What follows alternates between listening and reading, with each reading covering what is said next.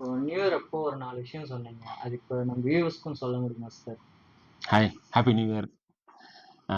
1 week ஆச்சு. இப்போ due to busy ஷெடியூலில் வந்து இந்த வீடியோ போட முடியல.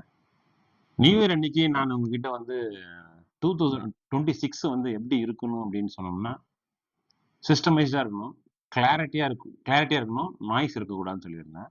அதுக்கு 4 விஷயம் சொல்லியிருந்தேன். நம்ம லீஸ்ட் ஆக்ஷன் கம்பெனி வந்து என்ன பண்ண போகுதுன்னா, எக்ஸைட்மெண்ட் இருக்கக்கூடாது, எக்ஸிகியூஷன் தான் இருக்கணும். ஒரு ப்ராஜெக்ட் வந்ததுன்னு சொல்லிட்டு நம்மளுக்கு ஒரு நல்ல விஷயம் நடக்குதுன்னு சொல்லிட்டு எக்ஸைட் ஆகக்கூடாது. அது எப்படி எக்ஸிக்யூட் பண்ண போறோம்னு தான் இருக்கணும் first thing. Second thing, there is no shortcut in life. நானுமே அது ரொம்ப நாள் கழிச்சு தான் புரிஞ்சுக்கினேன். சிஸ்டம் சிஸ்டம் தான் வந்து வேலை செய்யும். ஷார்ட்கட் என்னைக்குமே வேலை செய்யாது. So build systems for your first personal லைஃப்க்கு ஆகட்டும், எதுக்குமே build system, no shortcut. Time is capital. பணம்ன்றது நேரம் தான்.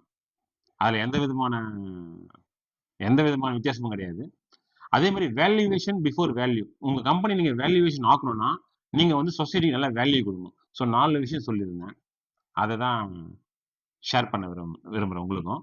இன்னொரு விஷயம் நான் பேசியிருந்தேன் என்னன்னா வந்து, நம்ம கண்ணு ஒண்ணுதான், ஆனா பாக்குற விதம் வந்து வேற வேற அப்படின்ற மாதிரி சொல்லியிருந்தேன். ஏன்னா நம்ம பிரெயின் எப்படி ட்ரெயின் ஆயிருக்கோ அதுதான் வந்து கண்ணால உணர முடியும்.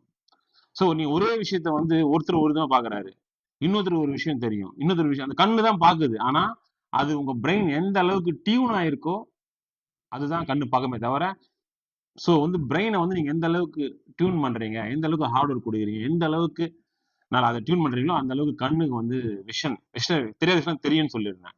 இந்த 2 விஷயம் சொல்லியிருந்தேன். தேங்க்யூ.